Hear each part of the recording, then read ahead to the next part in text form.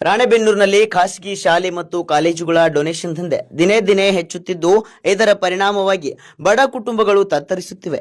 ತಮ್ಮ ಮಕ್ಕಳಿಗೆ ಉತ್ತಮ ಶಿಕ್ಷಣ ಕೊಡಬೇಕೆಂಬ ಕನಸು ಹೊತ್ತಿರುವ ಪಾಲಕರು ಶಿಕ್ಷಣ ಸಂಸ್ಥೆಗಳು ಕೇಳುವ ಲಕ್ಷಾಂತರ ರೂಪಾಯಿಗಳ ಡೊನೇಷನ್ ಅನ್ನು ಹೊಂದಿಸಲು ಪರದಾಡುವ ಪರಿಸ್ಥಿತಿ ನಿರ್ಮಾಣವಾಗಿದೆ.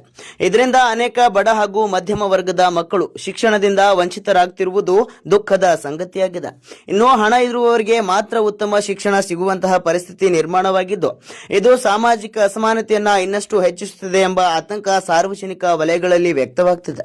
ಇನ್ನು ಈ ಕುರಿತು ರೈತ ಮುಖಂಡರಾದ ರವೀಂದ್ರಗೌಡ ಪಾಟೀಲ್ ಮತ್ತು ಹೋರಾಟಗಾರರಾದ ಜಗದೀಶ್ ಕೆರೂಡಿ ಅವರು ತೀವ್ರ ಆಕ್ರೋಶವನ್ನ ವ್ಯಕ್ತಪಡಿಸಿ ಖಾಸಗಿ ಶಿಕ್ಷಣ ಸಂಸ್ಥೆಗಳ ಈ ಡೊನೇಷನ್ ದಂಧೆಗೆ ಕಡಿವಾಣ ಹಾಕಬೇಕೆಂದು ಒತ್ತಾಯಿಸಿದ್ದಾರೆ.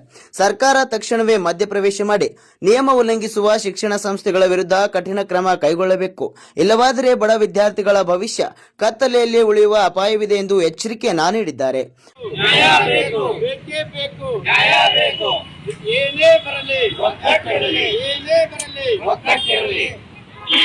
ಆತ್ಮೀಯ ಬಂಧುಗಳೇ, ಈಗಾಗಲೇ ನಮ್ಮ ಜಗದೀಶ್ ಕೆರೂಡಿ ಅವರು ಹೇಳಿದಂತೆ ರಾಣೆಬೆನ್ನೂರು ನಗರದ ಖಾಸಗಿ ಶಿಕ್ಷಣ ಸಂಸ್ಥೆಗಳ ಡೊನೇಷನ್ ಅವಳಿಯಿಂದ ಜನಸಾಮಾನ್ಯರು ತತ್ತರಿಸಿ ಹೋಗಿದ್ದಾರೆ. ಇವತ್ತು ಖಾಸಗಿ ಶಿಕ್ಷಣ ಸಂಸ್ಥೆಗಳಿಗೆ ಕಡಿವಾಣ ಹಾಕಬೇಕು. ಡೊನೇಷನ್ ಬಗ್ಗೆ ಅವರು ಸಂಪೂರ್ಣವಾದ ಮಾಹಿತಿಯನ್ನು ನೀಡತಕ್ಕಂಥ ಒಂದು ಬೋರ್ಡನ್ನು